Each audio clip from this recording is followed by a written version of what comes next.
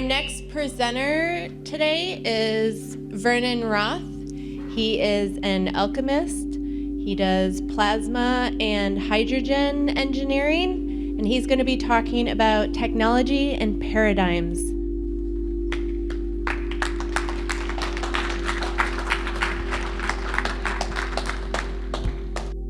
Ladies and gentlemen, thank you very much for that warm welcome. Can I get my 4 volunteers to come on up here? I'm about to demonstrate something that I'm going to be touching on as I continue this presentation, but I wanted to show something to you that is physical and tangible, that you can actually feel and experience, and this is living life force energy.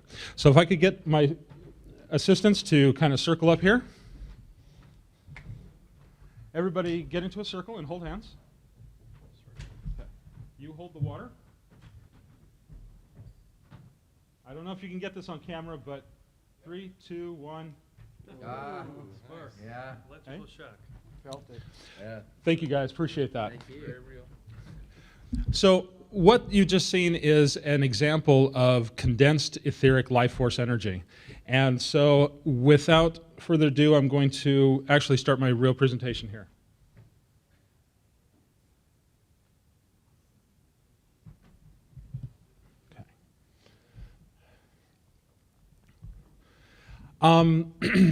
So a little bit of background on me. I started in this field about 15 years ago, searching for, I was originally involved in looking for healing technologies.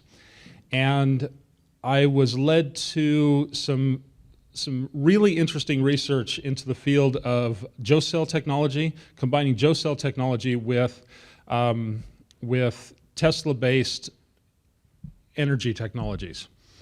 And what I learned was that we've been kind of lied to for the last 100 years. We've really been lied to. So we're going to turn the Wayback Machine to approximately 100 years ago, and what we find is that there was an intellectual war going on between the predominant physics theory at the time, which was ether-based physics, and a new and emerging field of study which we now know as Einsteinian physics.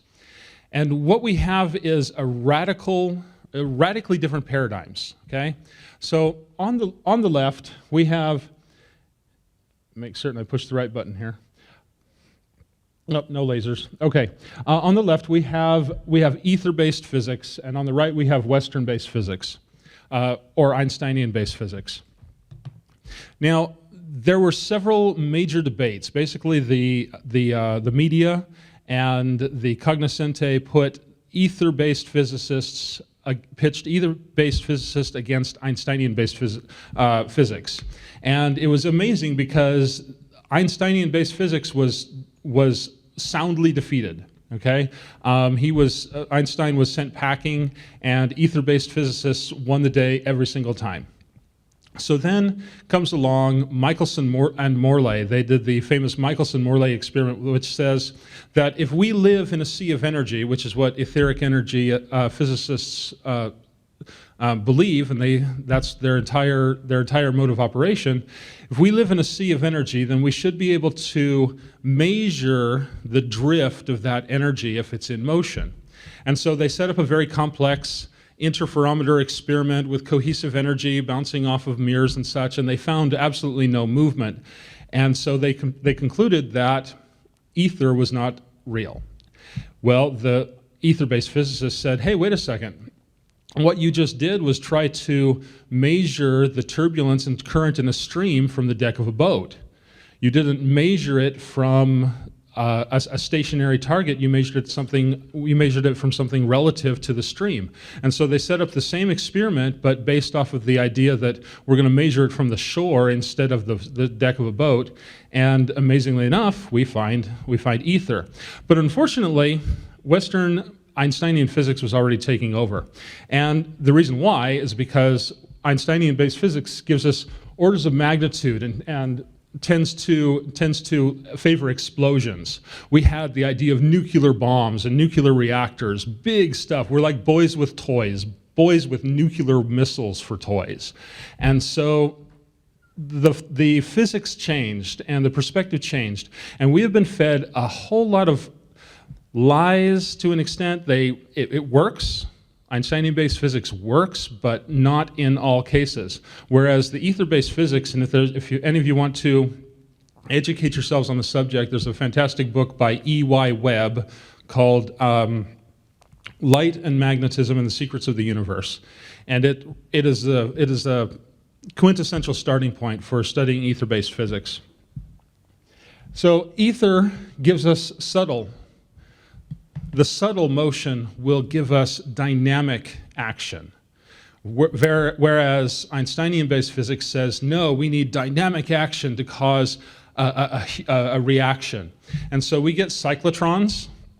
We get these huge multi-billion-dollar cyclotrons and tokamaks and stuff like that, whereas ether-based physicists can do this same type of technology in their backyard with basically giant fans and particle accelerators that they create for hundreds of dollars, and they can do the same thing. And people all over the country are actually doing this work. They don't like to talk about it very much, but there's an actual group that is continuing on this work. So ether-based physics uses the idea of implosion, whereas Einsteinian-based physics uses the idea of explosion, okay? And so we perpetuate the idea of automobiles that need explosive engines, and we're gonna push, pull really, really, really super fast, and it wears out, and it's only one half of the equation. Ether-based physics actually uses both sides of the equation. Sorry, I'm not used to having a stationary microphone. So I don't say that either one of them is more right or more wrong. They're both perspectives on a continuum. And I like to look at the world as a continuum.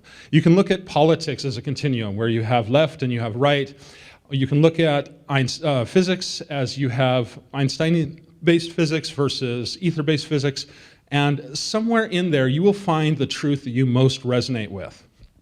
So we need both sides of the equation. You can never chop off one side or the other. That's the problem that excuse me, they had with Maxwell's equations and the scalar component. They would chop, the math was too difficult to work with scalar components, so they chopped it off and threw it away, and we have been lied to, so as a result.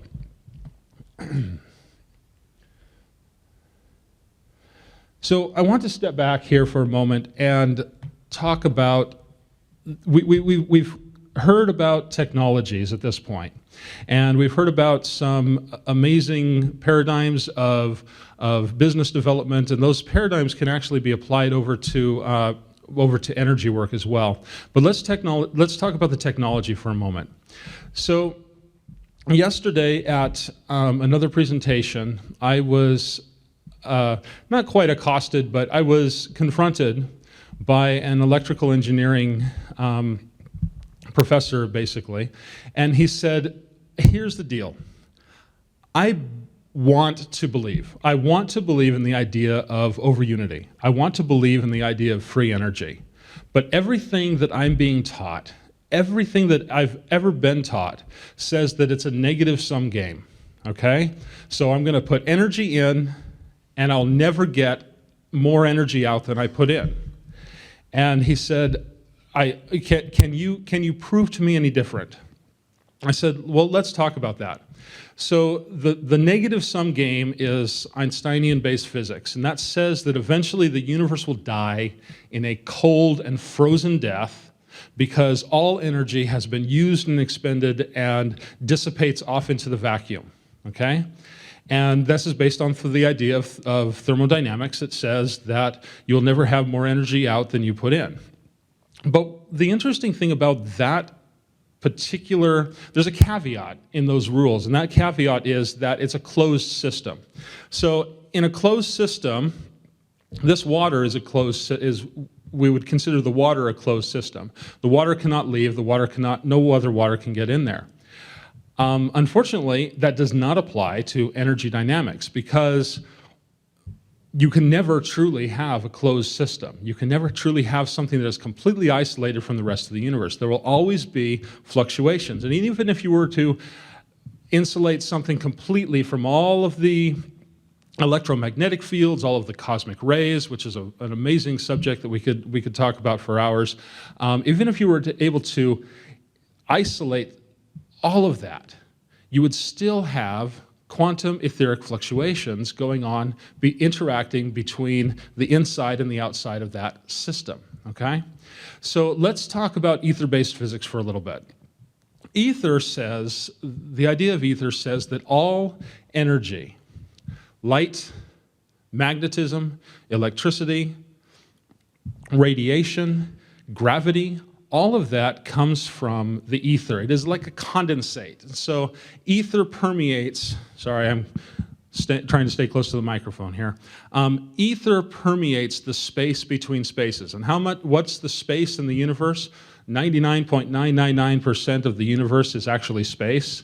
As Nassim Haramein says, maybe we should be studying the 99.999% as much as we study the actual physical matter. So ether permeates the space between spaces, and this has been proved over and over again. And one of the most dynamic and interesting experiments is the Casimir effect. For those of you who want to look that up and research it, but the ether permeates this space, and as it condenses, and there's different methods of condensing that we'll be talking about here momentarily. As it condenses, it becomes what we see as energy. It becomes light, it becomes magnetism, gravity. Believe it or not, it even becomes time. Time itself is an energy force, which is a very interesting component into the equations of nuclear explosions and whatnot. Consciousness. I know that this flies in the face of a lot of Western sciences, but consciousness itself is an energy. And this is a very key component, because I'll be talking about it in a little bit. It's a very key component to understanding how ether energy flows. So ether energy condenses into what we can measure as those other energies that I've mentioned before. It does it in a number of different ways. It does it in spirals. It does it if you can create a crystalline geometrical structure that allows it to flow, it will always flow. We've kind of returned to ether-based physics with certain mechanisms of quantum physics, wherein, as an example, we are taught in electrical circuit that if you have a battery and a switch and a light, and you flip that switch, then electrons are going to get pushed from one end of that circuit through the switch, through the light, and into the other side of the battery, which is absolutely hogwash. It's unrealistic, because have you ever tried to push a helium-filled balloon?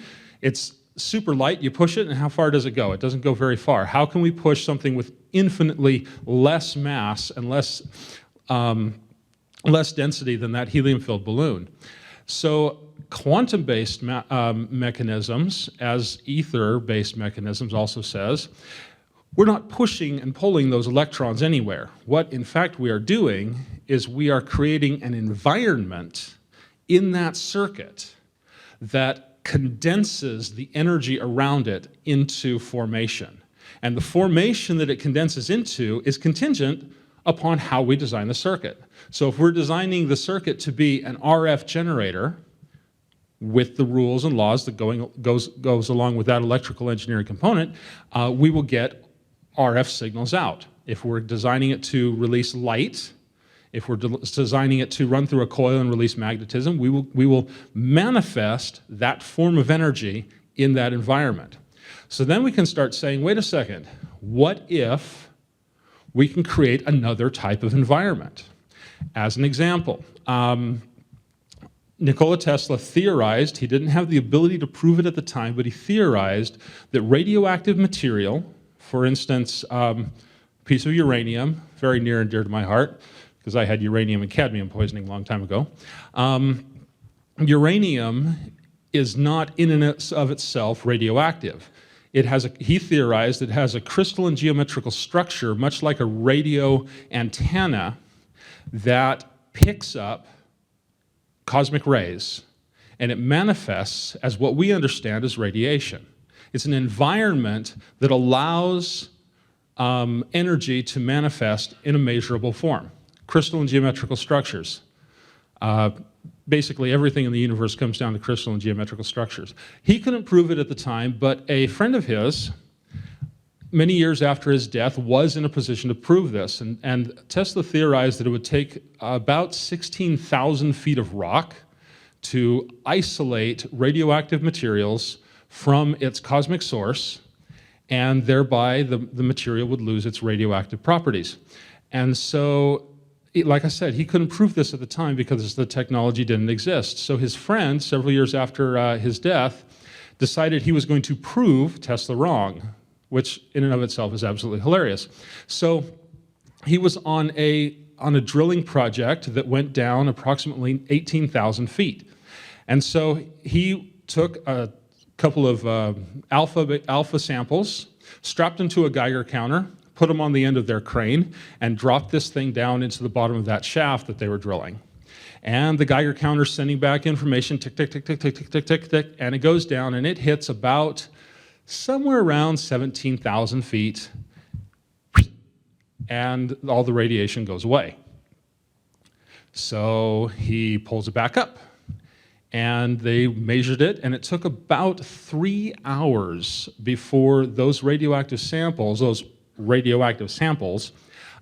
actually picked up enough energy to start manifesting as radiation again. So that's just a little food for thought when people start saying, oh, we've got to figure out a way to get rid of our radioactive waste. You know, just something to think about. There are ways. I like to think that, I don't like to think it, but I believe that the powers that be keep the boogeyman of radiation and radioactivity around to scare us, and we'll be talking a little bit about that concept, that fear-based paradigm here in a little bit. But those are examples of etheric energy manifesting as physical matter and energy that we can actually utilize. So quantifying the intangible. There are many names of ether. A lot of people have been studying this, and I have chosen the name ether just as an homage because it's fairly easy to remember, and there's so many different types. You can really use all of them, but I use it as the kind of the base term and then go off of it from there.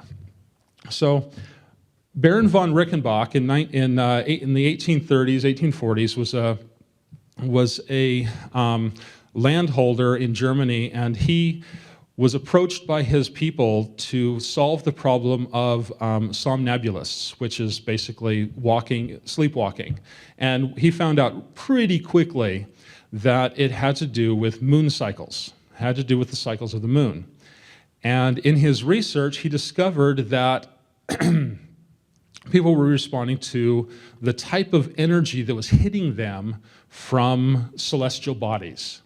And he was, through a series of very regimented and controlled experiments, he was able to isolate that energy, and he called it the Odic force, as an homage to Odin at the time. Fantastic work. It's in Jerry Vasileus' book, Lost Sciences. If anybody has researched that or wants to research it, it's pretty amazing. But he was able to isolate that force using in the principle of light. Another method is qi, which I define as etheric energy concentrated inside the body. I've practiced Wing Chun Kung Fu and Qigong for a number of years, and I will tell you it's an absolute reality when you start channeling this energy and moving it in certain patterns through your body. You really can feel it, and it really does affect a change in how you view the world and how you move through the world. Prana. Prana is another method. It's an Indian method of condensing ether through breathing. Zero-point energy. There's several types of zero-point energy, and this is kind of a there's a lot of zero-point energy is kind of thrown in there and says, oh, everybody says, oh, it's 0 point for saying over unity. Well, 0 point is an aspect of over unity. 0 point energy manifests in a couple of different ways. Wave cancellation is one of them. The other method is inside of magnets, where you can find the 0 point of the magnet where there is no magnetic field, and you're actually accessing the ether at that point. So that's one method of of accessing the ether and finding over unity. This is why some of the technologies that we saw in our first presentation, this is where that comes from. The idea that we can stimulate through wave cancellation and magnetic fields, we can stimulate and access more energy than we were supposed to be able to get. Vacuum energy, Casimir effect, we can look that one up. That's another subject entirely. Orgone. Wilhelm Reich pioneered the idea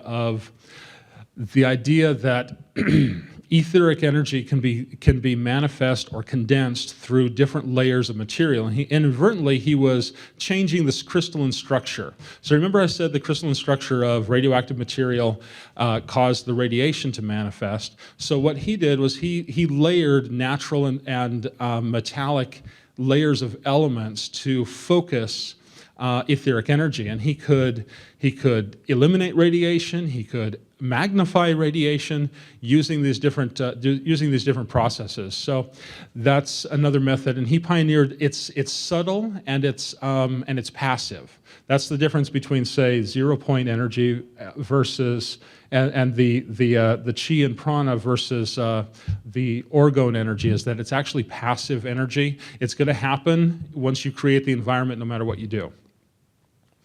Space-based plasma is another subject that's near and dear to my heart, but we don't have time to go into that one. So all of this is about finding coherence. We're going to structure the ether to bring order out of chaos. So the quantum foam, ether, however you want to look at it, it's chaotic.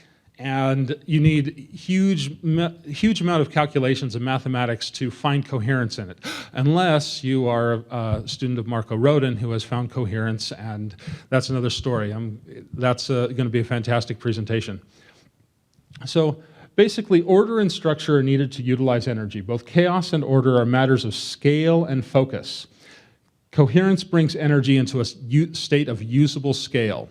So, as an example, there's a great little sci-fi novella written in France. They're nuts. That French sci-fi is insanity.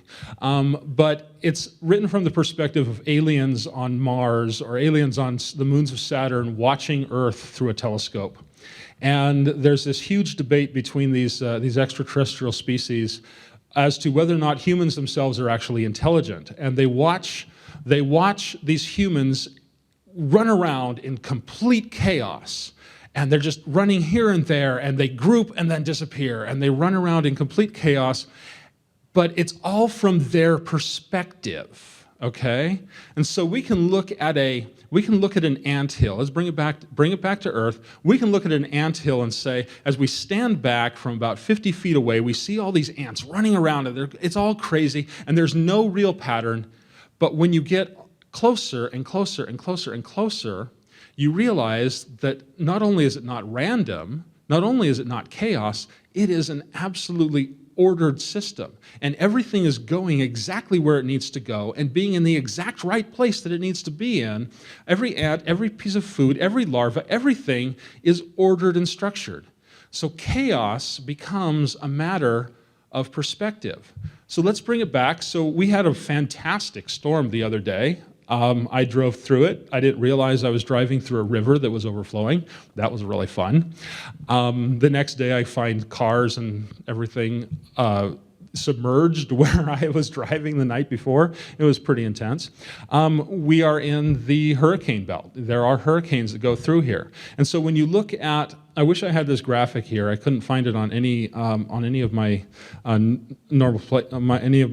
hard drives. But when you look at a hurricane system from the American perspective, you see a flow, and they're going to go here, they're going to go there, but there's no real order.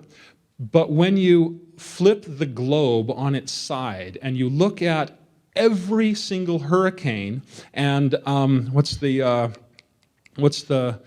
Asian equivalent of cyclones? When you look at every single hurricane and cyclone, they fit a perfect pattern of a ring that circumnavigates the globe, and they are all variations in Philharmonic ratios off of that ring. It's like, oh my God. What we saw as chaotic, or very nearly chaotic, is in fact a manifestation of nature that has an exact pattern that it's following. So remember that as we think about energy, that chaos is all about scale. Chaos is when you're on the moon and you look at Earth, Earth looks really homogeneous because it's just a dot, or it's just a sphere out there, and it's all just a sphere, and it's all condensed. But when you land on Earth, we have all these disparate ideas and all these people coming and going, and then you get back down to, and that's chaotic. And then you get back down to the last order of magnitude, well, the next order of magnitude, and that's the individual family unit, and you see, wait a second, everybody wants basically the same thing, okay? Order, chaos, order. So that's what you have to think about when you start thinking about etheric energy and how we're going to condense it into matter. Now, this sounds crazy, but I have seen many over-unity devices based on this concept. Some of them inadvertently, but when you look at it from another perspective, they are all, fitting a very precise order, chaos, order. So, all a matter of reducing the energy into a usable scale. So, we're going to talk about methods of condensing the ether and using it. Dan Davidson wrote a book called Shape Power. He literally, he said, well, you know, we have these naturally occurring, or I'm sorry, not naturally, but perpetually occurring shapes in nature, or well, they're in nature too, and he documented quite a bit of that, but in language and communication. So you have the cross, and you have the crux schemata, and you have the ankh, and you have these patterns that occur throughout the entire world, throughout history. And he wanted to see if there was some significance. So he would draw these symbols on a piece of paper, and he would use a very, very, very, very sensitive magnetometer. And when two lines crossed in this way, they would actually find energy moving into, measurable energy moving into the focal points of just the line diagram. So then they started drawing symbols like Reiki symbols and whatnot. And all of these symbols actually condense, and he could actually measure magnetic fields within the symbols on the paper, okay? And he wrote a book about that, Dan Davidson, Shape Power, fantastic work. So the Metaforms guys, they're up near me, they're up in Boulder, Colorado. They actually took all of those, all of that idea, and they put it onto a metal disc, and they put another metal disc over the top of it, and it lenses the etheric power. So you can actually feel, when you're actually moving this around, you can actually feel the medallion putting energy into your body, and they now use it for pressure point and acupuncture. Instead of putting needles in, they just use the lens itself. Dr. Phil Callahan's work was pretty profound. The idea of paramagnetism and lensing magnetic fields. So he'll literally take a piece of sandpaper that has no magnetic properties whatsoever, and he'll create a tube. And then he'll take another little piece of sandpaper and he'll create a cone on the end, and it becomes literally susceptible to magnet. Once again, shapes responding to magnetic fields, crystalline geometrical structures again. And holographic imprints. We can talk about that later if you want to find me in the hallway. So even more so, then we're going to talk about how to you know what, this picture ended up in the wrong spot. So orgo devices use layered blankets to condense the energy.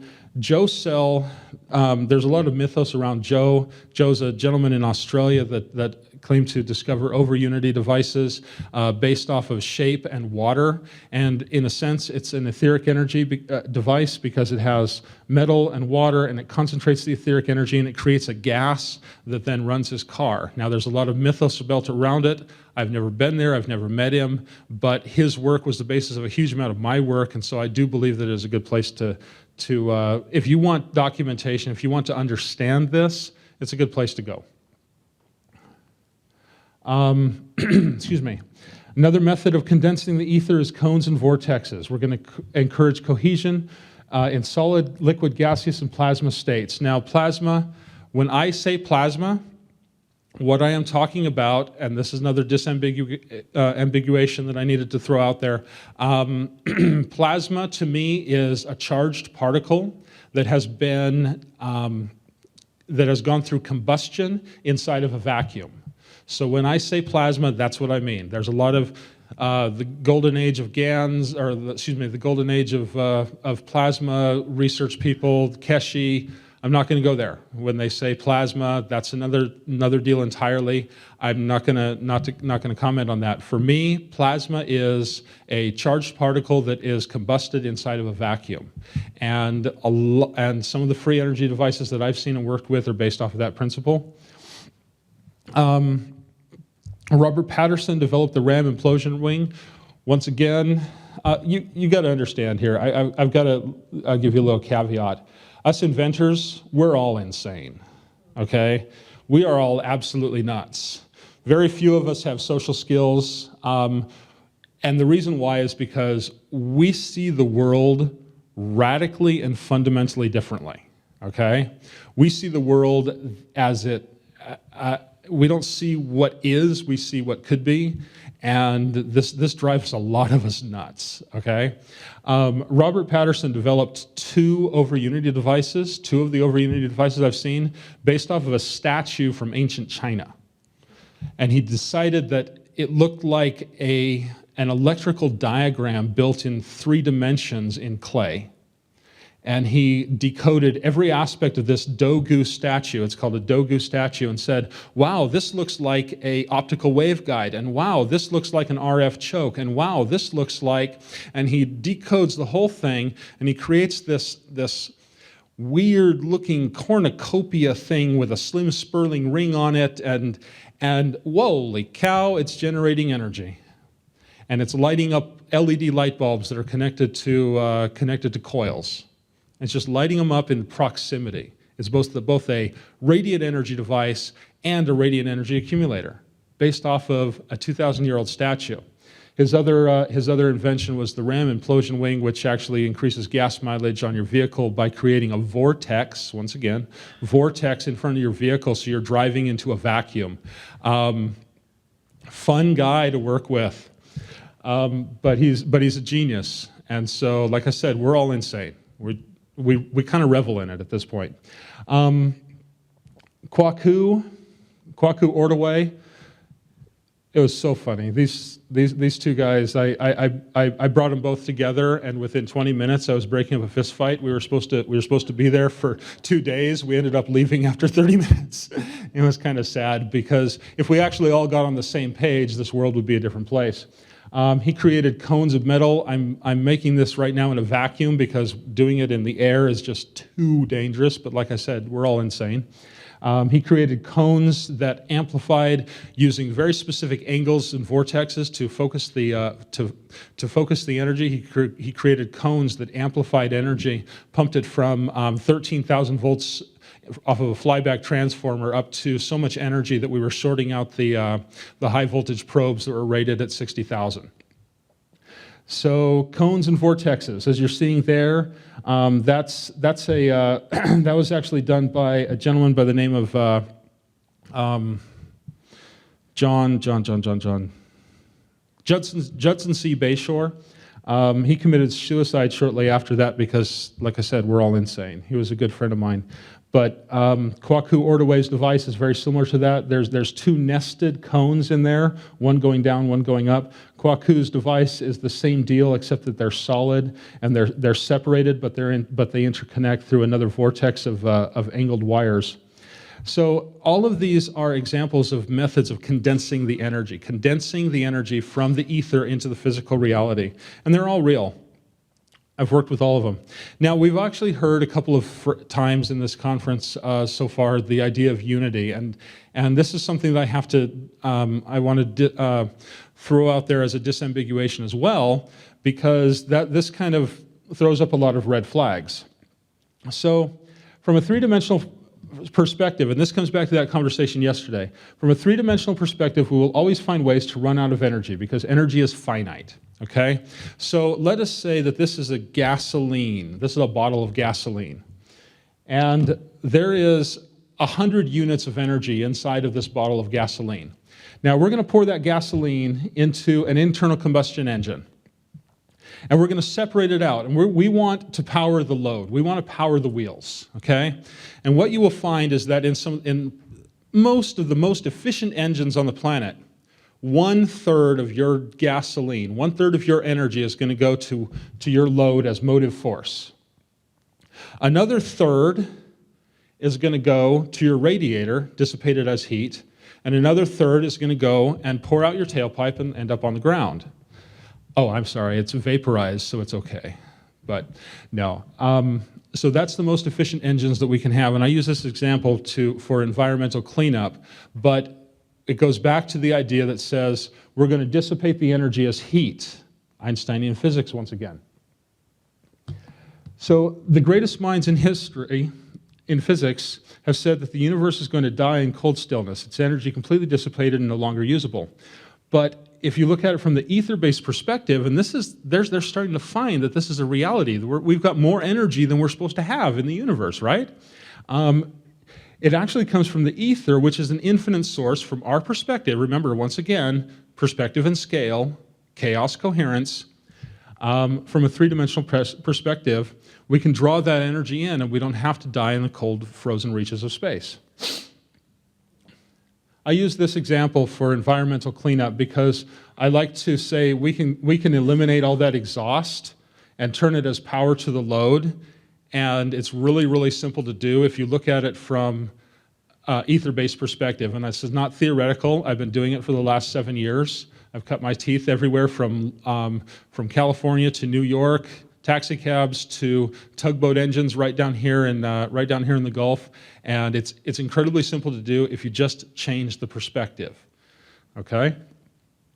So moving along, the other methods of generating free energy that I've worked with, harnessing ether through the wheelworks of nature. Timothy Trapp, once again, yeah, insane. Love him to death. But we're all insane. Harnessing antagonistic of nature with the three types of magnetic fields, magnetic, paramagnetic, and diamagnetic. We all know about magnetic fields. When you talk about paramagnetic fields, you think paramagnetic, you think stainless steel, but the reality is there's a field around that. Most people just don't know how to measure it. And diamagnetic fields, so let's say the bismuth is the most diamagnetic substance on the planet, and if you were to create a needle made out of bismuth, instead of orientating itself to north and south like a magnetic needle would do, it orientates itself east and west. So you have an east and west compass. That can really mess with people's minds if you want to have some fun. Chief Henry Clayton, another associate, created the radioactive battery. All this is just harnessing the wheel. Hello? Okay. Jerry Smith, someone's going to be talking a little bit about his work and a gentleman by the name of John DePue. They've got 3 of the over unity devices that I've worked with sitting there in the basement. I've vetted them out. They are over unity. The pre-production, the artistic model of what they've created is 60 times over unity. That is not 6%, that is not 600%, it is 60 times over unity. I think that Jason Verbelli is going to be talking about that, so I'm not going to speak on that subject, but just know that it is vetted out. So here's the funniest thing, though. We talked about taking, the previous speakers talked about taking a technology from conceptualization to manufacturing. And in the processes you have to go through. So you have conceptualization, then you have prototyping, and then you have pre-production prototyping, and then you've got the thing that ends up on the Walmart shelf, right? So John DePue's proof of concept model is 60 times over unity or more. It's actually unlimited. And the proof of concept model is 3 times over unity. So it's kind of there's a disparity right there, but like I said, it's a process. And it's a continuum. You've got to continue the work. But that's what's needed to take it actually into a production level model. A lot of times we see and we hear about this one over on this side, and unfortunately in the process it's going to be diminished. But the goal is to make certain that it's not diminished to the point of no returns on the other end. It's like the gentleman that designed the Prius. When he was an independent contractor. Toyota did not design the Prius. They contracted the Prius out, and it was not the Prius then, but they contracted out the idea of a hybrid electric vehicle. And when the engineer designed it, it was a 125 mile per gallon diesel engine that was super clean. It could be worked on with 1 set of box end wrenches and a screwdriver. And what we have now is the 45 to 65 mile per gallon monstrosity that is the Prius. Okay, so concept, execution. There's a disparity there, and I'm hoping that with some of the work that we've already heard about today, that disparity can be kind of neutralized. Okay.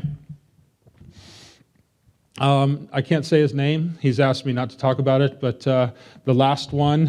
Okay, I got to tell you the story. Okay, so I'm visiting my buddy. He's a crazy mad scientist, and he's sitting there. And, okay, guys, I got to teach you something about harnessing electricity. Okay, so everybody's trying to get electricity out of the air, the high voltage side. That's garbage, man. That's BS. We don't need to do that. We're standing on top of the biggest solar collector that we could ever imagine. The Earth is soaking up all these ions. So let me show you, man. So I'm going to tune this coil, and I'm going to tune this coil into the Schumann resonance with the Earth. But it's got to. I'm pulsing the Earth and then pulling out the energy, but it can't be quite in tune with the Earth because then it'll pull too much energy. I says, oh man, you want to see what happens when it gets perfectly in tune and resonance with the, yeah, sure, that'd be awesome. Okay, let me go here. And then it starts heating up and the sunlight goes whoosh and vaporizes in front of our eyes. And he's like, see, that's what happens when you draw too much energy. That's some good stuff, man. Yeah, it was fun. It was fun. Toroid coils. Funny little aside. I went to college very, very young. I was really young, and I was studying electrical engineering, mechanical design.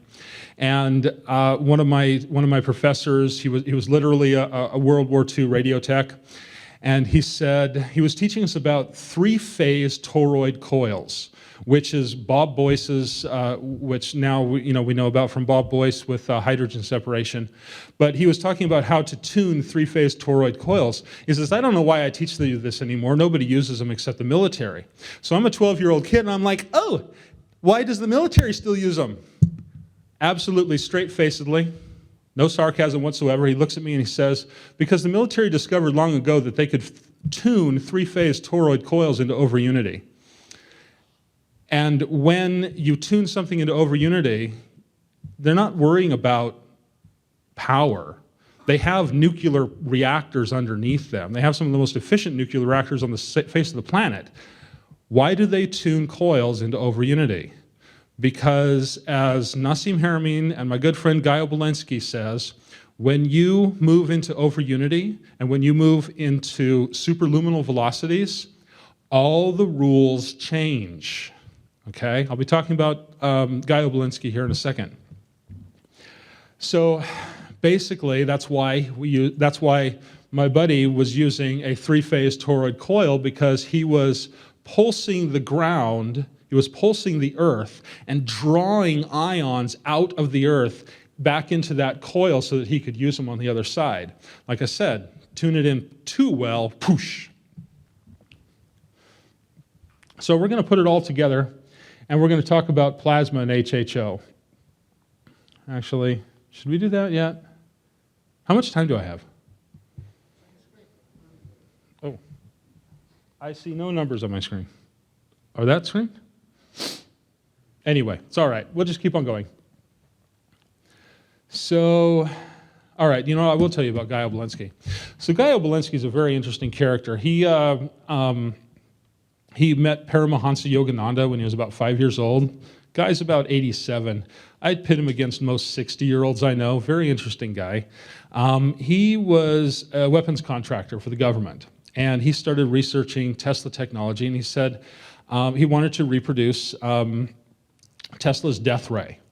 I don't know why everybody wants to produce the death ray. It's like, oh man, lasers and explosions and stuff. Everybody wants Star Trek, which is cool. But the thing that Tesla developed that terrifies me is the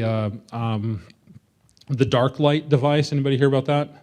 That he could actually reverse the light in a localized area so that even if you had generators and light and all this stuff, light would not move because he found a way to shift it 180 degrees and counteract it.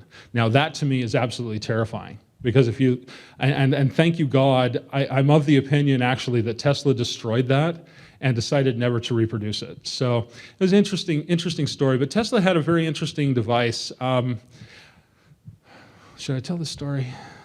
Okay. So I was working with the gentleman in Colorado Springs, and he was in contact with the Serbians in New York and Chicago that worked very closely with Tesla. And he went out and met with them, and he burned some bridges. Interesting ego trip. But he came back with a set of documents that they said were Tesla's ionic shower and his time machine. I'm like, what? Okay. Now this is all mythos. I mean, we've heard about this idea that he had created these devices, but we have no proof of this. And here it was. And the ionic shower and the time machine, they were closely related. They were basically waves of ionic energy. Okay, super accelerated ionic energy. And as we were sitting, we took these papers, and all I actually saw on the paper, there were a lot of mathematics and calculations, but what I saw on these papers, they were a lot of them were handwritten, and most of it was in Serbian, and there was a dome. There was a dome on this paper. We set these papers down, and we went into. They were in the office, and we went into the kitchen to have dinner, and we came back into the office, and there is no other exit out of that office except the door into the kitchen, and those papers had disappeared. Those papers were gone. They have disappeared, and we've never found them since then. And that always bugged me, but since I've learned, and somebody actually else mentioned this, when they talked about, our first speaker today actually mentioned this, when they talked about angelic guidance, and if something is supposed to happen, it's gonna happen. If it's not supposed to happen, there's nothing in the world that will make it happen, which is kind of cool about this conference because it is supposed to happen and nothing in the world, including a major flooding storm, was going to stop it, right? That technology was not mine to develop at that time, nor was it the gentleman that I was working with, and it was probably good because he had an ego, and there would have been consequences for it. So Guy Obolensky somehow got a hold of the same type of design. And he was designing it, literally he was designing it as a weapon. But the divine universe would not allow that to happen. And Guy Obolensky had an interesting come to Jesus moment, quote unquote. And he realized that if he developed this weapon, he would be probably be targeted, but also he would be doing humanity a huge disservice. And so he shifted his entire focus from weaponry, the idea that he could crush an airplane in the sky using electromagnetic waves. And it's not electromagnetic waves, it's super accelerated ionic particles. But this idea that he could create a weapon, he decided to change it into a healing technology. And this comes back to Tesla's time machine. Because when you do this right, it is a biological time machine. Literally, when you're standing, and there are people in this room who have been there and seen this and experienced it, including myself, it's like standing inside of a living lightning bolt. And you're standing there, and there are energetic streamers playing off of your fingers, and the energy is flowing over you, and you're in a sealed room, really tiny sealed room, and yet wind is blowing upon you, and it feels like 10,000 fingers massaging you all over. from this ionic wind. And then he says, well, the secret to anyone can make an ionic generator and beam ions, and negative ions, all good and healthy and all that stuff. But the secret is in the sphere, which really, or the half sphere really, which if you want to see what it looks like, go look at Wardenclyffe. This is what Tesla was doing. This is what Tesla was trying to do for the human race. Not only was he giving us energy, he was going to make us live. And he was going to change the consciousness of the planet. I don't know if he knew that. I honestly don't know. But I believe that he did. So as you're standing inside of this energy field, the energy is being emitted. These supercharged ions are flying off of there. They're not electromagnetic waves because those move at the speed of light. These are moving in excess, where you are standing, at in excess of 50 times the speed of light. And in the interaction, because of the design of the machine, those ions are interacting with your body in a way that reverses time in your cellular structure. And so healing can occur because you're going to reverse time to a state before the disease or before the problem developed. And this was actually verified by my buddy down there at the bottom. He also has an ionic plasma technology, and he tells an interesting story. He says, I was outside cutting wood. You know, I had this chainsaw going, and I cut off a tree branch, and it came down, and it hit me on my shoulder. And he's like, crap. You know, it's bruised and terrible, and he goes in and he puts this ionic device, and his is a push-pull deal, and so one on one side, one on the other, and he push-pulls this plasma-based energy back and forth through the body. He says, I'm reversing time in a localized area back to a point before I had the injury, but the wood's already cut, so it's all good. Okay, so Guy Obolinski's machine, like I said, you're standing inside of a living lightning bolt. It is profound, and anyone can do this. It costs $300 for an hour session if you want to go and experience this. When I did it, it was very raw. I love it. It was very dangerous because you're standing there and now he has like these plastic things so people can't do this, but I could put my hands into the danger zone and all this lightning was just going across my fingers and such. But what it does is it's intelligent. When you move beyond the speed of light, intelligence and consciousness exist beyond the confines of time and space. And when you move beyond the speed of light, you actually start to access that, okay? And I could go into the whole heart math and the resonance idea of everybody sitting in this room, which is another lecture entirely. But if you want a really interesting education, study the heart math work, okay? Propounded by Dan Davidson, but pioneered by somebody else. But we're not going to talk about that here. The heart energy exists outside of time and space. And so as I'm standing there in this machine and I start to play with this energy, I start to realize that there is a consciousness speaking to me. And it is weighing and measuring me and the systems in my body. And I had lung problems. I breathed, a halon fire system went off, and I breathed that. And I had to run 100 yards through this smoke. And when I got out, my lungs were Swiss cheese. And for 3 months, I had to I had to sleep sitting up and had to do deep breathing exercises, almost like this was before CPAP was a common thing. I had to force all of the fluids out of my own lungs, and I did that through deep breathing from my martial arts training. And the machine sensed this, and it started sending streamers of energy into my lungs. It's like, kerpow, kerpow, okay, what are you doing? Ow! And all this energy was going, but it balanced it out, and my lungs were able to heal at that point. So, as I said, beyond superluminal light speeds, you reach a level of intelligence that we don't understand and we can't fathom at this point. This is not theoretical. Every one of you can go and experience this if you want to. You just have to make a pilgrimage to upstate New York. So, where am I on time, guys? Plenty of time. Okay, so we're going to put it all together. This is my bread and butter. This is what I've been doing for a while.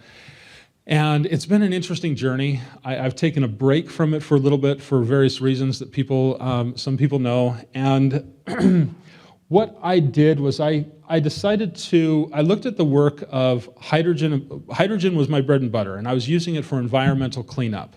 Because when you use HHO and properly put it into your engine, you can eliminate your emissions. We have documented, and I can show you slides on my tablet, we have documented negative emissions where the air is cleaner coming out of your engine than it is going in.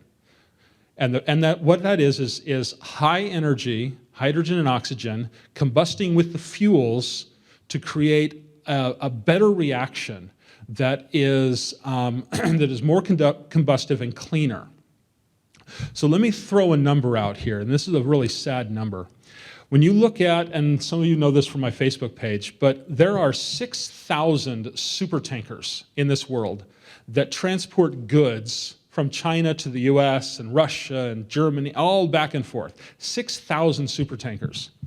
These things are huge, and they use something called bunker fuel. It's like asphalt for fuel, okay?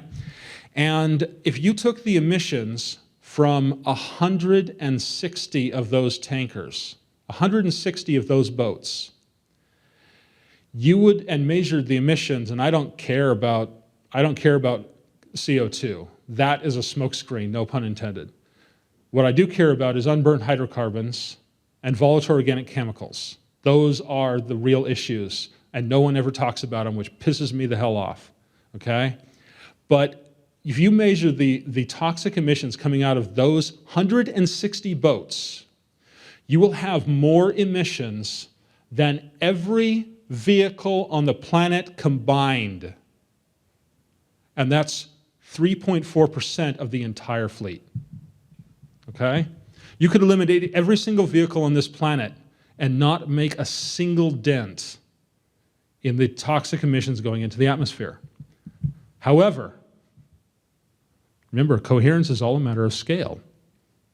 So if every single one of us was living in a community and every single one of us put hydrogen devices on our vehicles and wiped out the emissions in our community, we would see a marked increase in health, longevity.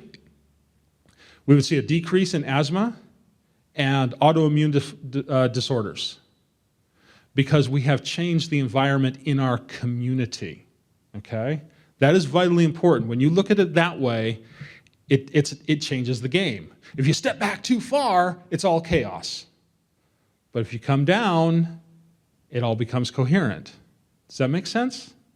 Any of that make sense? Okay. So what I was doing was I was working with environmental cleanup, and I was putting hydrogen devices onto the big engines that are running the oil wells in Southern California.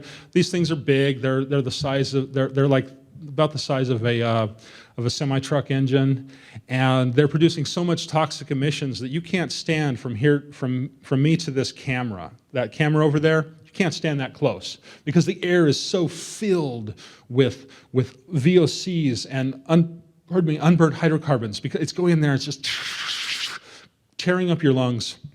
You throw a hydrogen device on there, simple little device, $800, $1,200, boom, done.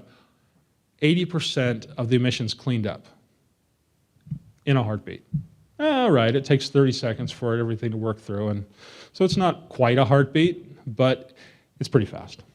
So this is what I was doing, and I shifted from trying to save the planet by saving fuel to engineering the idea of environmental cleanup, which is incredibly important. We need to do that.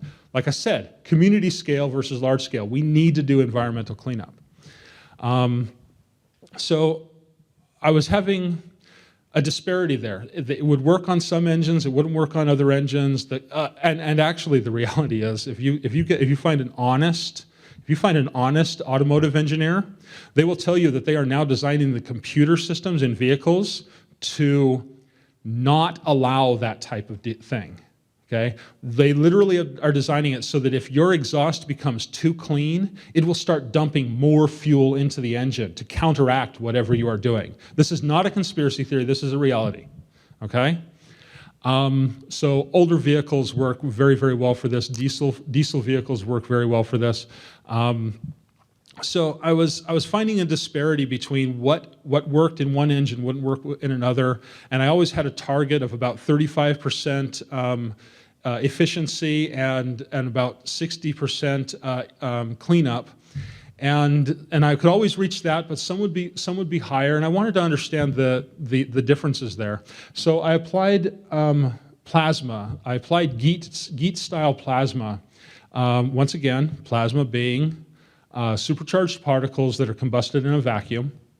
So I combined GEAT-based plasma, and the device you see on the left was actually hooked up to a 50 kilowatt Kohler diesel engine over in the Philippines. And there were you see 4 ports coming out of there at the top, and you see holes in the top. We actually machined high temperature crystals so we could actually look down into the top of the plasma device so we can see that it was actually reacting. So we could tune the air flows, and that's a workshop. That's a 3-hour workshop in and of itself, how to do that. But we could actually tune the airflow to cause the maximum amount of plasma combustion. It was fantastic. That machine took that diesel engine that was running approximately 100 gallons a day, and it was dropping it down with hydrogen alone. It was dropping it down to about 25 to 35. It was eliminating 25 to 30 gallons a day that it was running on. So then I designed so that was just hydrogen. Then I designed the plasma-based system, and boom, that jumped up to 75% decrease in fuel usage. So cut the fuel usage from 100 gallons down to 25 gallons. So suddenly, now think about this in third world countries or indigenous people that live off of diesel generators. Okay, suddenly, this much fuel is not going to power them for one day. It's now going to power them for 4 days. Okay, that is a net positive, don't you think? And then we tuned that thing into harmony, like that coil I mentioned, and oh boy howdy, it ran and it was pushing 95% efficiency. That means that instead of burning through this during the day, it was burning through that during the day. It was fantastic. And then they stole it, and anyway, and a little hurricane wiped out their manufacturing facility that they set up to make the stuff, and it was such a total loss. They got out of the business, which I find sad, but hilarious at the same time. So this was my process over here, and this was a funny story, but it's like it ended up being like running a marathon. And you're running and you don't see anybody else around. And you're like, oh my God, I must be so far behind. And so you run faster and faster and faster. And then you get to the finish line and you realize that nobody else was around because everybody else was behind you. So I was trying to convert propane to run on GEAT-based plasma, and that was just a monster. And the reason why is because it's the most difficult to run on propane. So if I'd done it with diesel fuel, it would have been really easy. But that one went to 75%. It was a 35 kilowatt rotary engine running on propane, like a Mazda RX-8 engine type of deal. And I was able to push it up to 75% hydrogen, water vapor, plasma, a little bit of propane, 75%. And it worked out pretty well. And the reason why is because these technologies they're actually Joe cells. They're actually etheric energy accumulators. They are alternating magnetic and organic flows. The metal, magnetic and paramagnetic, and organic is the air and the fuel going through it. So it's alternating it's condensed tubes of these different materials, and it was actually ether. And so it fit the criteria of the ether energy generator that I talked about earlier, or the ether energy accumulator, that I talked about earlier. It's based off of vortex plasma, implosive systems. So once again, boom, it's implosion, it's ether. It's not the explosion that we think of for running an internal combustion engine, it's implosion. It's vortex structuring.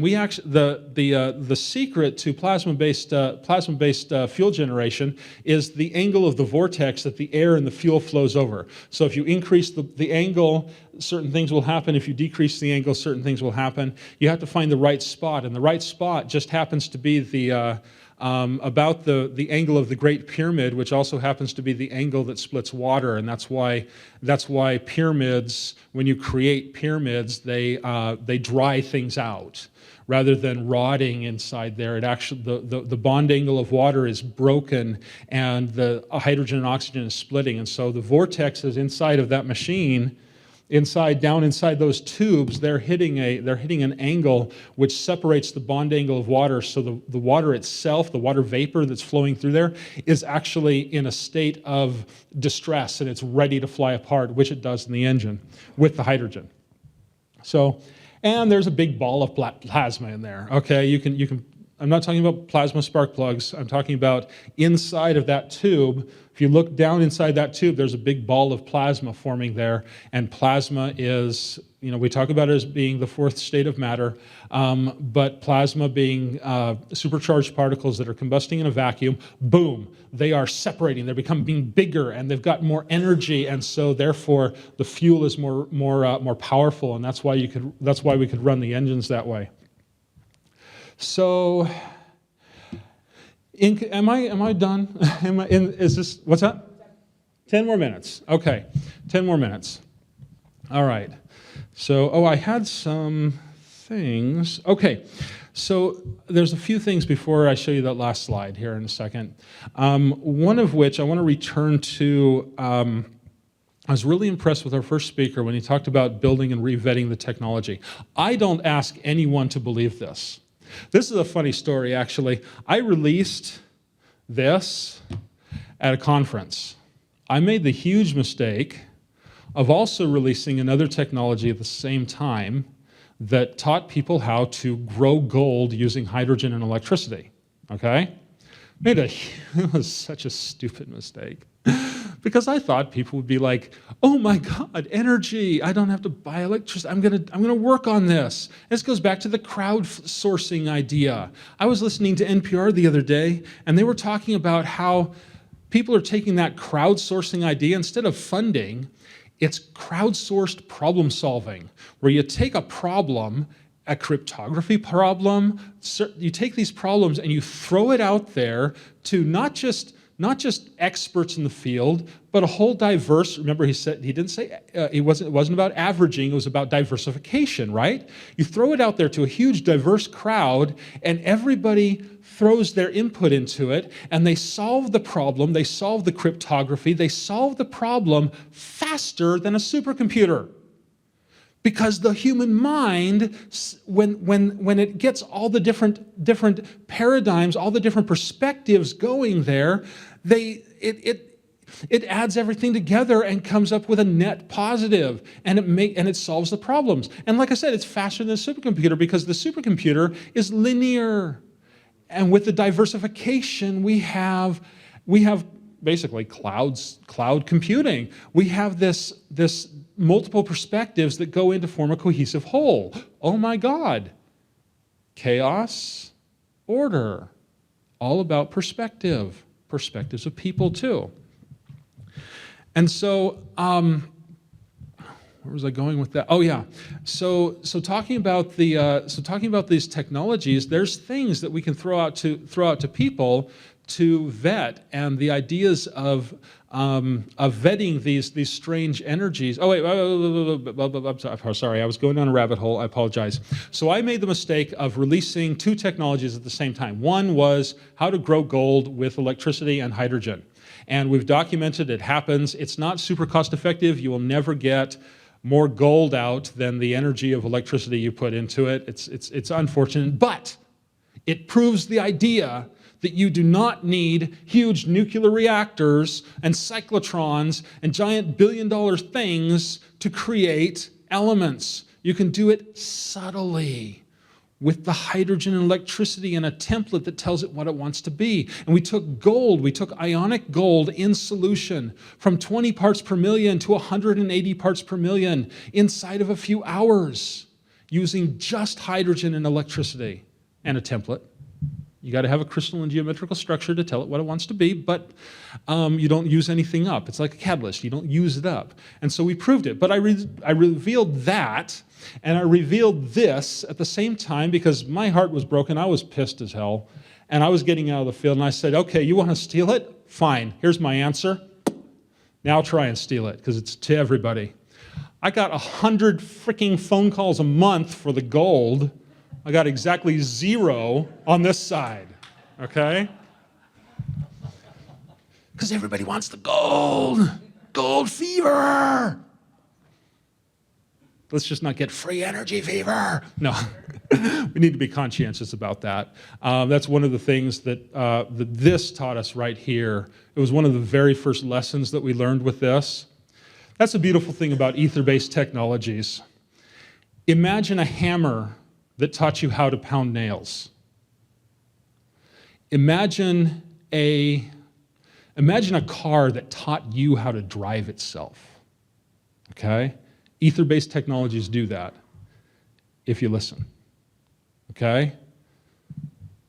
Regular Einsteinian-based technologies, explosions, they don't teach you how to use them. You have to learn from trial and error. Ether-based technologies, they want to come into existence. They want to come into manifestation, and they will teach you how to create them if you put the energy there. Okay? That was one of the very first lessons that the water taught me.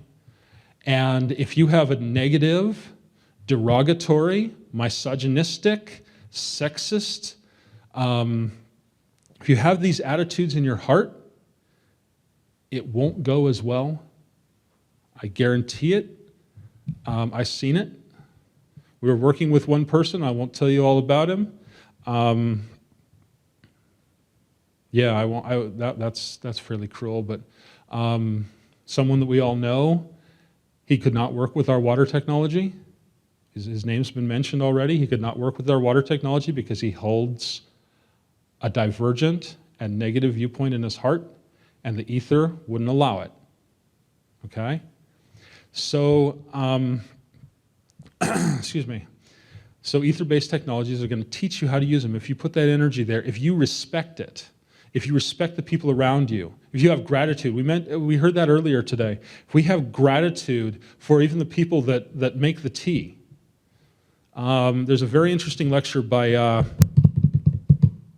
Konstantin Korotkov, amazing man over in Russia, and he documented that when you eat food, there's a negative antagonistic response between you and the food source. Whether you're plant-based, vegan diets, or meat-based, whatever.